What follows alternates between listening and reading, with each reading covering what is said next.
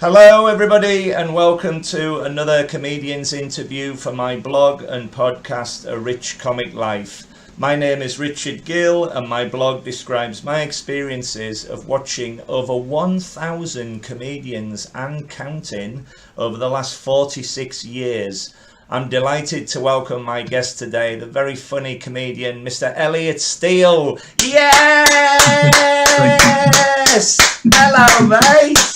Oh man, that reminds me of Always Be Comedy, all right? Richard's really giving it the most on the front row. Front row.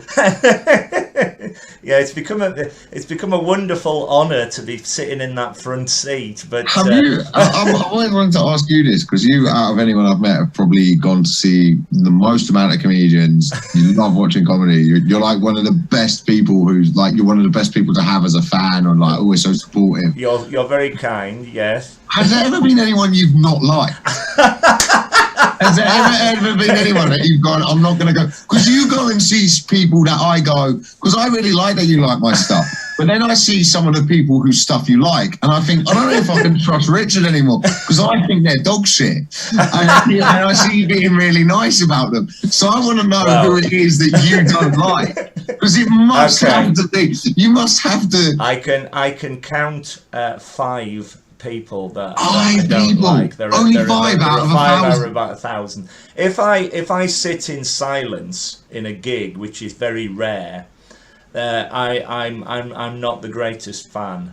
When I decided to write my book and my blog, I went on a course, a writing course, and the rest of the people wanted to be reviewers, and the woman said to me, "We forget why we've invited you." And I said, "Well, I'm not a reviewer, I'm not a diarist, I'm not a critique, I'm a member of the audience. I'm out to have a good time, and my blog can only describe enthuse and positiveness for all the great comedians that can go out there and do it. So I suppose I love the experience of going." But there are some comedians that I've seen so many similar types that I think, oh, I've seen this before. And, all right, so would it be someone who's like maybe like a joke thief or something? Well, yeah. If I've heard jokes, because I've seen so many, and a joke is a classic example. If I've heard a joke 2 years ago from another comedian and another one's doing a similar thing, I'll be thinking, but I'm not going to name names. No, I know you wouldn't. But that's interesting that there's only 5 out of 1,000. Yeah. I can count them on my hand. That were really. I mean, I just thought to myself, I'm not going to do anything here and try and find the positiveness even out of getting up and having a go, because I had a go myself once and it was terrifying. Never say never again, but I went to the Edinburgh Fringe, and I went on a gong show. It was the worst possible thing you could do. Oh, and I got gonged off after about a minute. Oh yeah, I think there's like I always have like I never understand when comedians are like, I think reviewers should have to try and do comedy to be for them to be reviewers. Because I think that's nonsense personally. I think you know, that like that also like is taken away from the audience. Very much like, so. The audience is smarter than we give them credit for. Like that's one thing I always try to bear in mind is like there's likes to be this snobbery of like, well, I can do comedy and they can't. Whereas like that's not true. I can just do stand-up comedy, but people know good stand-up comedy when they watch it. They're allowed to review it. Like I don't really get why. When I was younger, I used to get annoyed at reviewers. And I genuinely, like Steve Bennett's a classic example of people gets annoyed at. I look at my Steve Bennett reviews; they're very fair. Yeah, they're very, very fair, and I hate to say that about him. Like I want to dislike the reviews he's given me, but they're like completely like this guy's getting too much too soon. He's not that good. He's fine. And like I look back at and that's how I describe my own career. So it's always like, I hate that someone can see that. Yeah, it's because the great thing about comedy, there's 2 things. It's subjective. So what I love, you might hate, but also you never know what a comedian's going to do next. So you could just come out of left field and surprise everybody by doing a different style of comedy than what he's used to or whatever. But that's the magic of it. So you keep going and supporting them. And one of the best things I love to do is watch them grow. You're a classic example of watching a comic grow, because you get better and better and better. And you can just tell by coming back to seeing you. Anyway, let's have the interview. Let's talk about your comedy career, and let's go right back to the start. And can I ask you, how did you become a comedian in the first place? I started when I was 16 years old, thrown out of college. Right. Dad's a comedian, Mark Steele, and he knew I'd always wanted to try it. So he finally told me to give it a try. I was very lucky because obviously I knew people. I was able to go and do certain gigs that most people would probably have to work a lot harder than someone like myself would have to get. Right. I did well at them, which I think ultimately was a bad thing, because then I got signed very young, and then I was very, very entitled when I was younger. I didn't want to put the work in. And but I was 16, so it was fine. Like from the age of 16 to like 20. I was sort of like that, really. But I think if I'd done really badly when I first started, not maybe really badly, just done averagely, then I reckon I'd have probably got better quicker. Right. Whereas I wasn't really good. I was really good for what I was, which was a 16-year-old trying to do stand-up comedy. And I managed to sort of fake it, I'd say, in my performance. Right. That's interesting, because having a famous dad or an established comedian as your dad, I could see that as a help, because I say to all the other comedians that I've talked to, doing as many gigs as you can, it's all wonderful experience. It gives the comedian experience, whether it's good or bad. And that can only better you as a comic. And I think having a famous member of the family, you were already watching or looking at how it was developing. But the great thing is that you've created your own style. Yeah, well, I think that's something that I'm like sort of playing about with a lot at the moment, is style. Is sometimes I don't, like, especially certain gigs, I won't perform my jokes. I just say them to see where the writing is, just to see if the writing's good enough, because I know when I first started, I was all about the performance. Right. So I'm like now going to go back and look at my performance and then look at the writing, because I think if you can get both of those things, if you watch anyone who's really good, like there's a really good writer and performer. And sometimes by performance it means like not performing. I think that's like a really brave thing to do. Yeah. Not perform your jokes, but those are the sort of technicalities within it that I know someone like yourself appreciates learning about. Like those, like, I think the details are, it's getting the details right. You can make a bit good, but then this is sort of something I contend with, like the online stuff now. So I'm starting to do more social media, put more of my bits out, and they're doing all right. Yeah. But I've noticed that within doing that, you actually lose the craft of a bit, because maybe to craft like some of my best routines, like my end routine, took like 5-6 months of just keep doing it. And even now I find little things to add to it that are like, okay, maybe it's better this and this. And then you hear about like Mickey Flanagan's out bit, and everything that I've heard, I don't know the truth of it. I don't know, no disrespect to Mickey Flanagan. I heard he just did that for years, which is like exactly what you're told not to do. Yeah, which is like, it's like, well, you've got to, so now I think because of the internet and the way my generation of comics are putting more things out, I'm starting to think like, maybe are we going to lose those brilliantly, beautifully crafted bits that someone's worked on for 4 or 5 years and kept adding to it? Then we're going to lose. Anyway, to take that completely short. But that's why I look at like looking at the details of something, like not just the joke and the setup. is there something within the setup that can get a laugh, and then you can keep going on it, and you can add loads of things to a joke.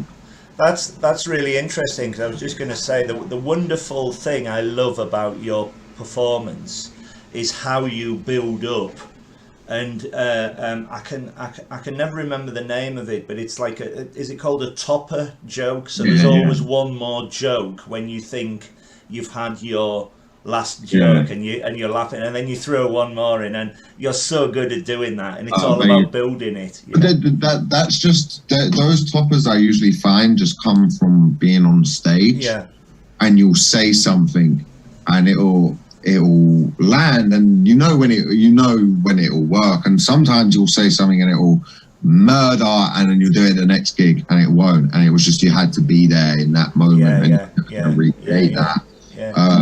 Which is always a fun thing. But yeah, I really like just looking at different ways to get to your end result is the same. I think in like it's important. I don't know. I think like that. I can't really explain it, but if you sort of apply that logic not just to comedy but to anything in life, it's a step back approach of like, can this be improved? Is there a way to do something better here, whether it not just be comedy but in your own life, if anything? And then it opens up a lot more opportunities, I find, which is just something I'm discovering now, which is just something I've only just really sort of discovering, but I'm enjoying discovering it. That's so true, because for me, I needed something else other than the routine of work and life and everything, and I found it in comedy, and I didn't realise just how much it has helped me become a better person. I'm much more confident in myself. Supporting folk is just a wonderful thing to do, and it's such a positive thing as well.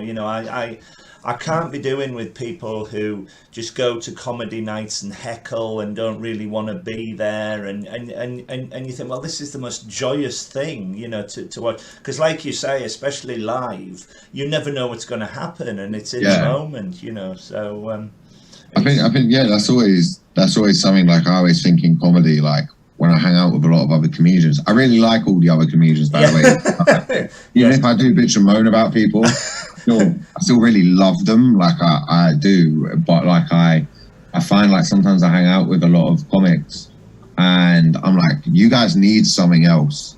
You need to have another thing in your life that you can approach with. Maybe if I dedicate so much percentage of my time thinking about comedy, I always say, as like a guy, especially like for men, I think you need to have 20% of your time of your life overall where it is dedicated to something that is pointless you doing. But you love it. Like, so for me, it's like martial arts. I love them, but like I'm not any good at them. But I really enjoy the discipline of it. I really enjoy it. It affects other parts of my life. But I know with other guys, it's like golf. Or getting into whiskey, cigars, like just having something you are going to ruin a dinner party by talking about, like that like. And then what's brilliant is every now and then you'll bump into another guy who's into something similar, and you guys are just like, oh yeah, or anything. And so for you, it's comedy. It's you. I bet every now and then you'll bump into someone who knows not just like you won't have, like I saw McIntyre in like a 60-seater. You'll suddenly be able to go like obscure, like, oh, I've seen Jerry Sadowitz, and someone else will be like, oh yeah, I've seen Jerry, and then it's just this obscure thing that you're both interested in. It is. You find that because there are so many comedians along the way, and a classic example is McIntyre, where I first saw him in a hut in Edinburgh playing about 20 people. And he was extraordinary then, and you think, this is amazing, because within a year he's on Saturday night TV, and you think that's wonderful, but why are you not on Saturday night TV? Because there's so many other great comedians who deserve, if that's where they want to go, So you just have to keep going, and it's just yeah, the but experience of it. With McIntyre, from what I've heard, I think there's a difference between like not just being a great comedian, but having the drive and the sacrifice. Like I genuinely think being Michael McIntyre would be hard. Yeah. Right. So let's move on. You were 16 years old doing your first gig. Yeah. Where was it at? Yeah. It was at a club called Old Rope, which was run by Tiff Stevenson. I was put on purely because of who my dad is.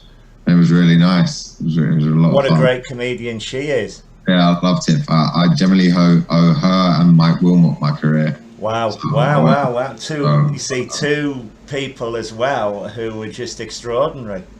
Yeah, so you know, I owe them a lot. I remember who was on. I remember Kerry Godliman was on, Kerry Marks was on. So everyone I was watching was just unbelievable. And then I had a good 5 minutes, and then it all sort of took off from there. Really. You went from there. Yeah. Did you do a lot of 5-minute spots in pubs where you had to take friends along and no, I was very lucky that I didn't have to do any of that. But I've open mic'd, like I've done the shitty open mic gigs, but by the time, I generally would get to them, I'll be like, what the fuck is this? Like, and I really say this and mean this in a nice way for anyone who listens, who wants to get into comedy. When you get to open mic gigs, always think I'm better than this. Yeah, too right. Like, and I don't mean that in like an arrogant way. Like, do that to get through open micing, because there's going to be so many weird people who are like king of their little castle in the open mic world. It's very bizarre, and it's full of nutcases. And just keep going and go, no, I'm better than this. And you'll eventually get to a point where you start like playing gigs that are nice, and then you can relax a little bit. But yeah, always, like if you're turning up to a gig and the person's like, yeah, there's 7 people and a dog that are gonna watch, and we're gonna draw the names out of a hat. Do it, but do it going, I'm better than this. Because you go on stage and you might start talking like you're better than it, and the audience will respond to that. I always remember going to a gig where there was about 4 or 5 people in the crowd, and the comedian, who was unknown, ran out, and he went, "Hello, everybody," expecting to see loads of people, and there was only about 4 people in, and he went, "Oh," he said, let's not bother with tonight. Thank you so much for coming. Let's not bother, because there's only 4 of you there. I'll buy you all a drink."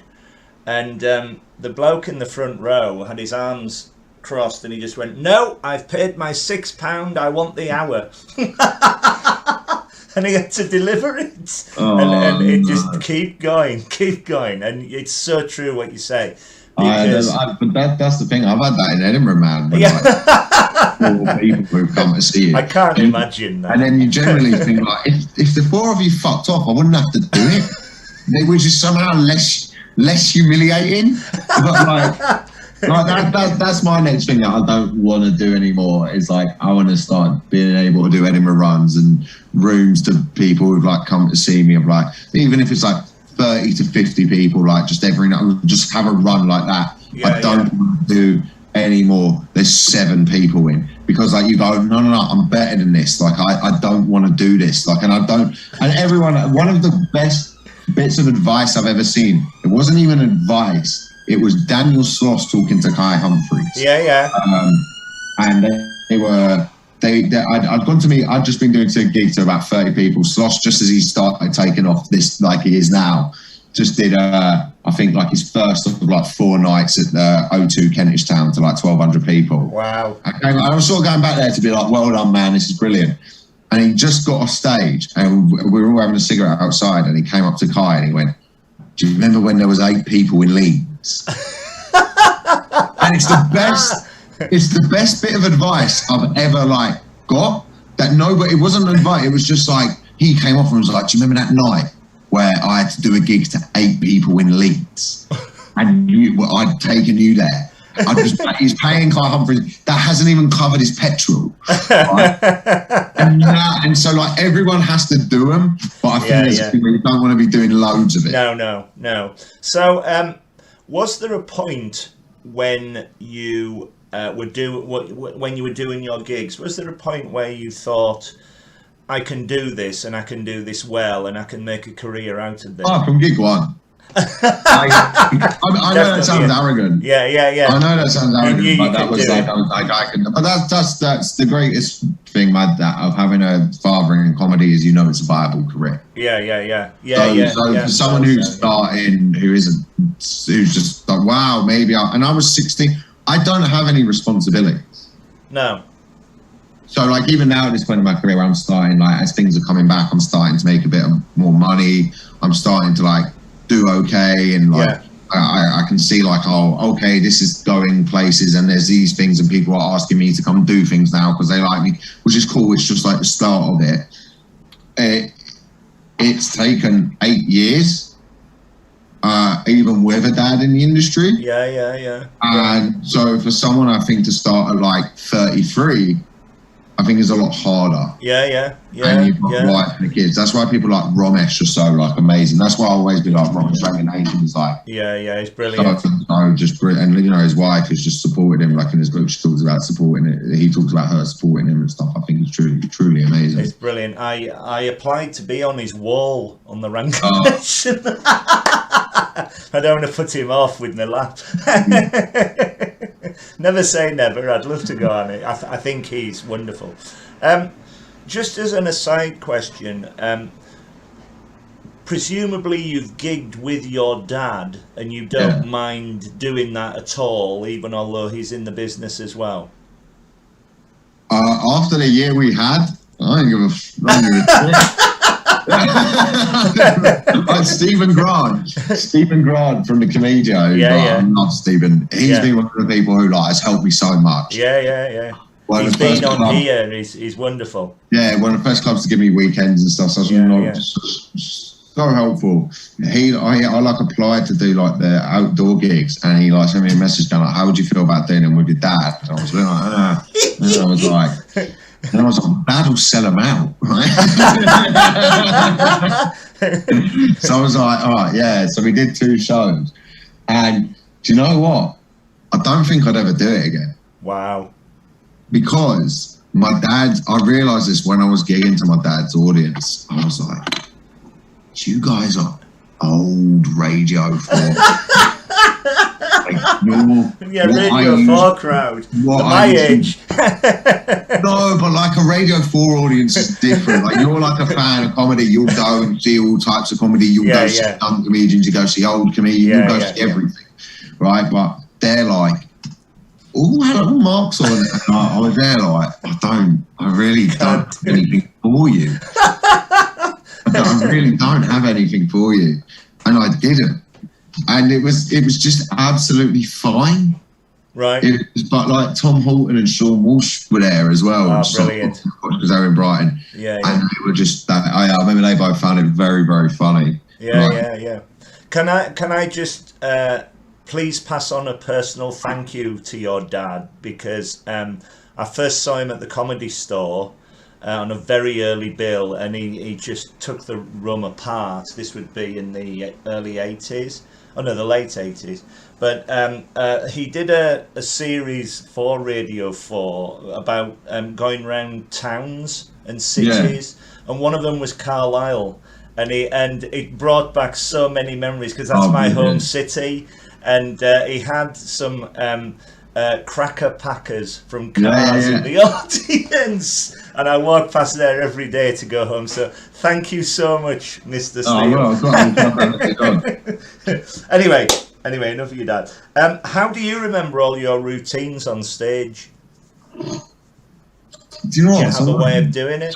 Sometimes you don't. I had this on Friday night. I didn't have a bad set by any stretch of imagination. I was absolutely fine. But I've just changed a few things in my set lately, and then found myself on stage where I've brought back old bits to rewrite them, because I'll be like, I like going like, oh, you wrote that bit when you were 19. You weren't very good, but the idea that it was funny, but like it wasn't that you didn't do it as well as you do it now. So bring it, add loads of jokes to it, and rejig the thing and find a different way of approaching it. So I've been doing that, so I can find sometimes and go, oh crap, wait, no, I forgot to do that bit. This I'm doing no bit, which is fine, you know, it's part of the process.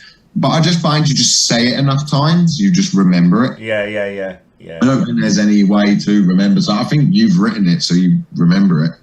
You don't have any notes or anything like that. Yeah, it's learning the beats of it. Yeah.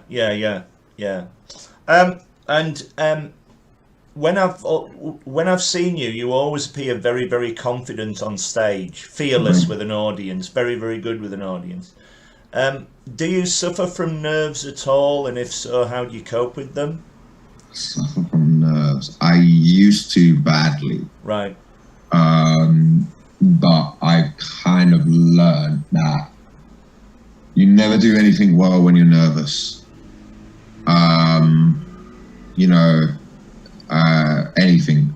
So I don't think necessarily go like, I'm not a believer in like affirmation of going, I'm going to go on and smash this, but I believe like, just get out there, do your first joke, see how it's going. Can get nervous while I'm not nervous, maybe panicky, be like, oh no, this isn't going as well as I thought it would.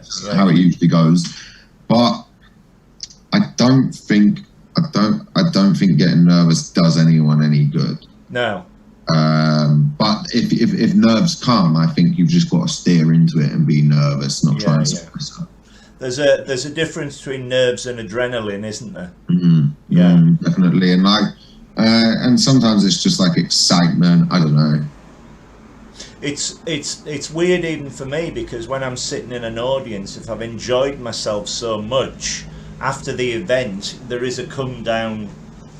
Oh really? When it's not on anymore, you think, my God, I had such a great time. Can I have some more of that playing? Oh yeah. That's interesting. It's fascinating. To date, I've seen you at Always Be Comedy in 2017, 2019 and 2020, and most recently, brilliantly, at the Hastings Fringe in 2021. I think the way you construct a set is brilliantly funny. Please can you tell me in more detail about your writing process, if you have one, and where you get your ideas from? My writing process. A lot of comedians don't have one. No, I definitely, they're liars. They do have a writing.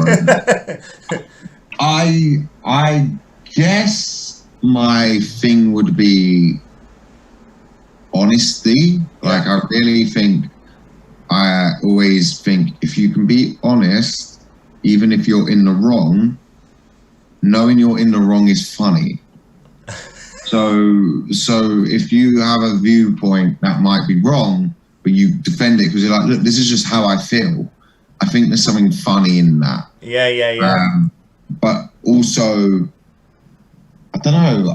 I never sit here and go like, well, this must be I just kind of write what I think is going to be funny. Sometimes, like if you see me at a new material night, you'll see me get it very, very, very wrong. Yeah. But that's fine.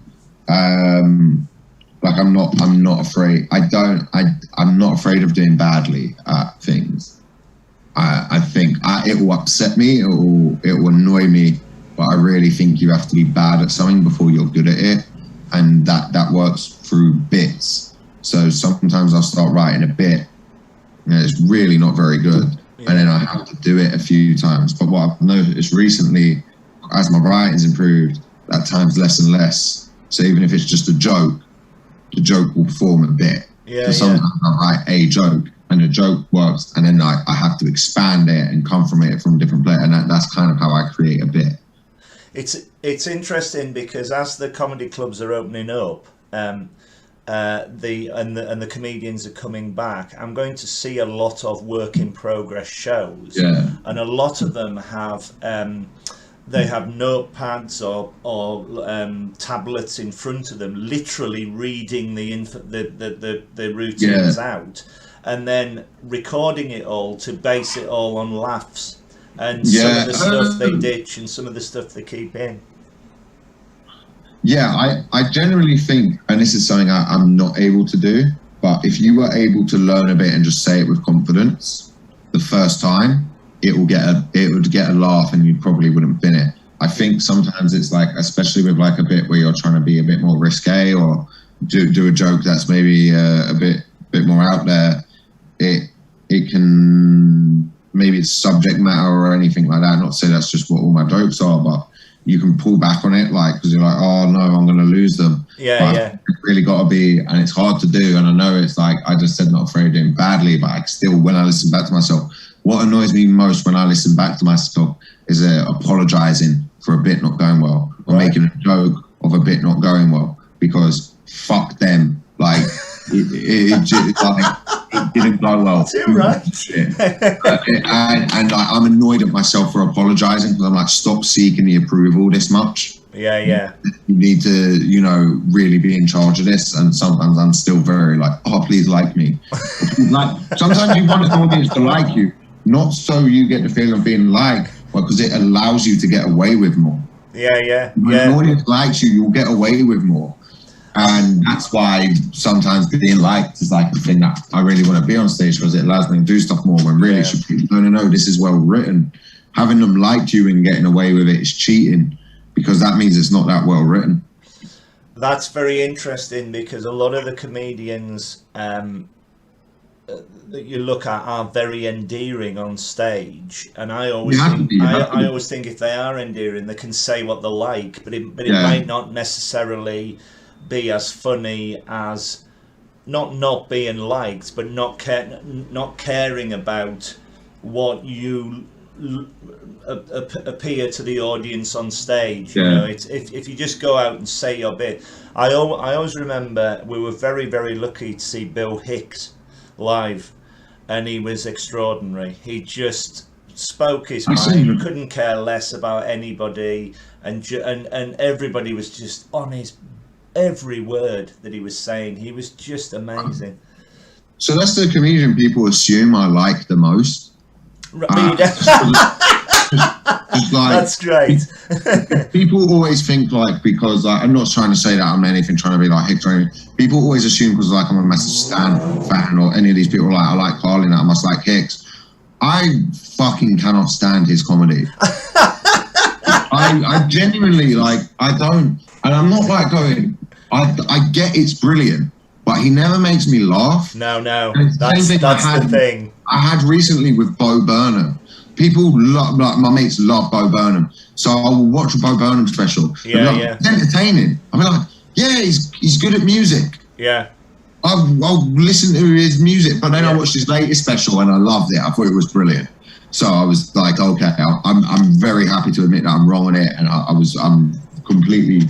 He's one of the best things I've ever seen. Yeah. But like Bill Hicks, whenever I watch his stuff, I'm just like, all right, you've read a book. You appreciate it, but where's the laughs? Yeah, like me and Jamali Maddox always have this argument. It was like Jamali is like the biggest Hicks fan. So like we were living together in Edinburgh, and we were watching Bill Hicks, and I was just going, no, this isn't. That's what we did. Me and Jamali went to the world's biggest arts festival, and we spent the whole time watching stand-up on TV. We watched Stuart Lee. We just watched him. There was a night. Watching TV and arguing. Stuart Lee, while Stuart Lee was a 5-minute walk. So we could have gone and seen him, and we just were like, nah, we just watched the whole special. That's fascinating, because again, as I said before, comedy is very subjective, and rightly so. But I think the presence of him was extraordinary, because I've read his book, and they tried to put him on national TV, and he got away with it for so long, but then he got to a point where it just didn't happen anymore. It's very interesting. Let's move on to Edinburgh. I go to Edinburgh every year, to the Edinburgh Fringe. It's my holiday. I'm not going this year, but I'm returning next year. But I've been going since 2005. and I go for a week and I see about 50 shows. I'm absolutely exhausted at the end of it. Why? Do you not think if you saw less shows, you might have a better time? No, I absolutely love Really? it. I absolutely I fuel off it. Absolutely fuel off it. I just consume it all, and I love it. And that's good, but like sometimes I find that every year you have these lunatics who are like, we're going to this show. Here's one of them. Fringe. And you're like, well, why don't you not do that and just go see like 1/20th of the shows you're going to see and actually enjoy it? Instead of just coming to my show and just sat there and getting me to sign something at the end, and there's no room. Because everyone else is something, I'm just fucking just don't come. Well, no, I genuinely enjoy doing it. Oh, okay, that's good. You generally enjoy it, yeah. No, having said that, I am in London this year, and I'm loving this as well. And obviously, I'm not going to as much, so it is. I do take your point. What was your first ever Edinburgh Fringe like? It was I look back on it and I remember the fun times, but I remember at the time it was a very sad, lonely place. I was 17 years old. Right. I didn't know anyone. I was still like a cocky little asshole which you should be at 17, but suddenly I was in this other world. I was very lonely. I was very, very lonely. Right. Yeah. And it was tough. But that being said, I made a lot of good friends out of it. Yeah. I remember me, Adam Rowe, Vince Atter, and Ed Hedges did a show, the lunchtime special, for Just the Tonic, and I really had a lot of fun with them guys. I really kind of wish. Do you ever wish you could sometimes go back to school? Yeah. Just for a little bit. And like see your old mates and like just enjoy, even though I hated school, enjoyed it. I really wish like at the time, and I wasn't enjoying it, I was having fun but I wasn't enjoying it like I should. I really wish I could go back and take the pressure off with a Fringe and I just got to go do 20 minutes. Doesn't matter if it goes well or badly. I'm not, if no one's there, no one's there. I'm just with these lads and we're doing a show and it's good fun. I do that. So I suppose, well, I don't suppose I would guess that they were very supportive of you, with you being in your lonely state. You needed to do a group thing at that time. Yeah, I guess they were. But I kind of kept it to myself, as you do at the Fringe. Yeah, I think of course, the Fringe is. I think everyone's going through such this odd experience. Even Fringes that go well, like you'll have people who are having the best time of their lives, someone's having the worst time of their life, but now they've got to hang out with someone who's having the best time of their life. So they're like, I don't want to moan about the worst time of my life. and then the person who's having the best time of their life is like, I remember when it was my worst time of my life, so I can't. So I think you need to have a Fringe, and I think I'm starting to get there where like you have all these different experiences. I'm learning how to do it. I'm learning like, don't go out and drink, don't go out and do this. You like go out and do it every now and then, but not every night. Yeah, work, and I'm kind of learning that, and I'm sort of looking forward to doing it that way a lot more professionally. Brilliant. Which will be fun. Yeah, great. You get a different kind of buzz out of it, which is ultimately better. That sounds brilliant. Really good idea. To date, what has been your comedy highlight? Have you had one? That's a good question. When I spoke to Barry Cryer, he said, "Oh, hands down, my family." Really? And that's wonderful. I can't say I have one. What I really enjoy is going to meet a mate before a show. Yeah. And having like a beer and a bite to eat. Good and then going to the show. And we all have like a really fun, good show, which I know sounds like kind of that's maybe what you want. Maybe a cop out, but I really don't think there's anything funner than that. That's brilliant. Like just going to meet the act. If I'm on a weekend with people I'm good friends with, and then I get to hang out with them and have a few beers. Like this weekend, I just got to sit in the Birmingham League green room afterwards and listen to like good stories and stuff. And I always have a moment where I go, I love this. like, I love this bit. Like, it's really good fun. So I really enjoyed the social aspect of it. But I really just, I suppose, really made it sound like I've done nothing in my career. Believe me, you have. You've made me laugh a lot. Well, every 1,000, well, nearly 995 comedians have done that. No, I guess it's, you know, like, there's just things this is the thing, like, you want to sound cool and be like, but like, I remember when I first started getting like good reviews and stuff, and then the next day I saw like my show would pack out and things like that. That is as also an amazing moment. But then sometimes it's just like, I'll go meet Jamali and we'll get a coffee and we'll sort of sit around and have a bitch, and then we'll go do a set each, and then we both want to act too cool, like, but we're both like, I hope I smash it and the other one sees. But then the thing is, neither of us will watch each other because we're outside having a probably there or something. That's brilliant. That's brilliant. That's wonderful. And do you have any ambitions as a comedian?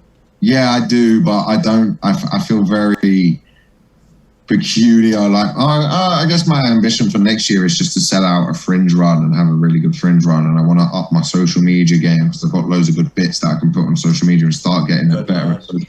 Those are like my short-term goals at the moment. As in by short terms, I mean like the sort of next year, 2 years, and I suppose start making it into tours and people be able to come and see me off that, and then make the industry sort of have to take notice of you. I think that's always the best way to get the industry to take notice of you, where they have to, not just because you've gone and done well at something and they're like, oh, well, I guess this person's good. It's like they go, oh, wow, this person's doing it without us. So imagine he'll, you know, I think that's a really cool way of doing it. Brilliant. No, it is. Building it up again, like you're doing with your routines. And So as I'm getting further along, I'm starting to think more like that, really. Very, very, very much so. How have you found online gigs as opposed to live stand-up gigs? I don't do them. You don't do them at all? No. Wow. Is there a reason for that? Yeah. Do you remember like how I said when I was open micing, I went, I'm better than this? Right. I have the exact same thing. Good man. Like, I'm not doing it. No. I'm not. I didn't get any offers for ones of money. I didn't want to get offered them. If somebody had gone, it's 200 quid, it's 20 minutes, you're sitting and I'd have done it. Right. Like, I'm not above it in that sense. Or like, even if it was like 80 quid, I'd have done it. But I tried one. It went disastrously. My evening was messed up by it. Oh dear me! I had to sit in my room and wait to do a show in my room. I don't want to do that. I've been stuck in this room throughout lockdown, most of it, and I have been going to a lot of them. But when they first started, they didn't have any audio at all. So nobody could hear anybody except the comedians. So I thought I was going to be taken away because I was just laughing loudly at the screen. I thought people were going to come and banging on the doors. But then they opened up the audio, and the comedians could then chat or time their jokes to the front row, for example, on Always Be Comedy. But I also go to Sean James's Happy Mondays gig, and great man, and also the Irish one with Jarlath Regan on a Friday night. That was really good as well. But you're right. You cannot be live. I am exactly like you. Before you go for your gig, you like to go for something to eat and then a few beers, and then I go in with all my friends and I sit down, and I said before, it's of the moment. You never know what you're going to get, and that's the magic of it. So for example, when we were at the Hastings Fringe, we were sitting in the pub, And there you were, and I said to my mate, I said, "Oh no, there's my mate, Elliot Steele." And you were really kind, because the promoter went up and said, "There's 2 people here want to come in on your," and it was brilliant. And we paid when we went in, obviously, but that's the magic, the spur of the minute. And you were just fantastic that day. It was so good to see you. Thank you. Very interesting that you haven't done any of them. Who are your favourite comedians, past and present? Wow. Did you grow up with comedy? With a comedy? Yeah. Band? Well, my taste in comedy changed, but I still like all of these comics. Like, I remember when I first started seeing like Jack Whitehall and Russell Howard. I still get starstruck by like Russell Howard. I still really owe a lot of like my influence, I guess, to someone like that. Like Good News was my favourite show. Yeah, brilliant. Yeah. But then as I got older, I started sort of finding people like Doug Stanhope, and I didn't really know comedy could be like that. I didn't really know that you were allowed to do it, or like Jim Jeffries. I remember the special that changed it all for me, and you could get in trouble for saying this, is Louis C.K. Chewed Up, his over 8 special. I was 15 years old. My dad had gone away. We just got Netflix, and I'd like, my dad would go away on tour, and I ordered pizza, and I just saw it on Netflix. I put it on. I used to watch so much stand-up comedy, and that opening routine in that, where he calls, I'm not going to do it, but it is one of the most perfectly constructed bits of stand-up ever. And I'm like 15. I've never seen anything. Like, that was my, like, I just jaw drop. This is a game changer. Yeah, I think I watched it twice that night. But I remember, like, I saw Jim Jeffries' Alcoholic Corpse. Yeah, I saw that. Like, yeah. What? So as I got older, I started seeing sort of more that. But then I sort of made a conscious decision a year and a bit ago, and this might sound very woke and stuff, but like I realized I hadn't actually watched that many female stand-up specials. Like, I may have an unconscious bias of not watching female stand-ups, and so I started watching more like Wanda Sykes and Whitney Cummings and people like that, and really enjoying them. And then like this year I started like watching people like I do a few sets, Sarah Barron. Brilliant. Like, just really fun. But I'm a big fan of American stand-up. That's my style. Good man. It's interesting you mentioned Russell Howard. I saw him before he was famous, and I just bought a brand new mobile phone, and I didn't know how to properly use it. And it kept going off when it started his show, and he just laid into me. It was hilarious. Well, somebody, I'm going to bring a hammer out in a minute. Whoever's this thing's going off. Like, I'm really sorry. It's so embarrassing. Just to riff was brilliant. Someone else I saw, and this was live, one of the best in my top 5 live I've ever seen, was Catherine Ryan. Oh, superb. Like, just as she was like, well, when I was like starting, it was like a sort of, I was like 2 years into comedy. Yeah. We were doing a night at Backyard, and I went on. I was doing 10 minutes, man, and I killed this gig. Like, I murdered. And then she went on, and I was like, I didn't do shit. I didn't do anything. I probably walked on with like good luck, Catherine. It's just like, talk about fearless with an audience. That woman is extraordinary. I remember just sitting there watching the entire thing. I was next to Rich Wilson, and I was just looking at him like, I didn't know you could do this. Like, just get this response. Brilliant. She is absolutely unbelievable. And like me, do you go to a lot of comedy gigs as a member of the audience, either as a comedian or before you were a comedian? I've been to a few. As a comedian, I've been to a few as well. Yeah. I took my girlfriend and her mates to Top Secret. Yeah. And new material. It's really interesting watching as an audience member, and I suggest every stand-up does it. Go to a gig, watch a good act, watch a not so good act, and you realise a lot of people laugh because they want to laugh and want to have a good time. Yeah, exactly. And you'll notice the difference between people who want to have a good time and someone who's genuinely good at stand up. Yeah. And I think that's it. I think that's like an important thing to do as a comedian. Just go to a show and watch it. Very interesting. I don't go to that many because it's kind of like a busman's holiday thing. It's a little bit like I feel like I'm at work and then I get annoyed that I'm not doing it. I'm like, well, I'm here now. I might as well. Might as well have a go if you want to. Yeah. The reason I ask it is it's fascinating what sort of comedy the comedians I talk to like. But my first ever gig was Les Dawson, age 7. Oh, wow. It was extraordinary, and he's still up there in my top 5. He just brilliant. makes me laugh so much. And then a year later on holiday, we saw Tommy Cooper, so he had all the visual gags.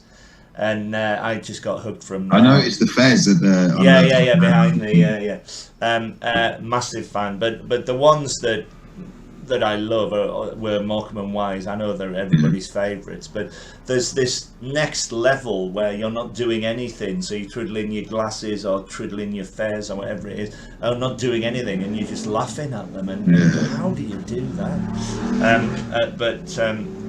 Just magical, wonderful stuff. I've so much enjoyed talking to you. You've been a fantastic guest. Thank you so much. Thank you so much for having me. Is there anything else you'd like to say before we go? Have you got any gigs planned? Have you got any I'll post all of that on Twitter and Instagram. It's all on Twitter. What is your social media? At ElliotSteele.com for Twitter and at ElliotSteele for Instagram. Brilliant. But thank you so much for having me, Richard. Absolute pleasure, and I, for one, will be at the Edinburgh Fringe next year seeing your show, going bananas, because you're a very funny man. All the very best to you, and thanks for your time.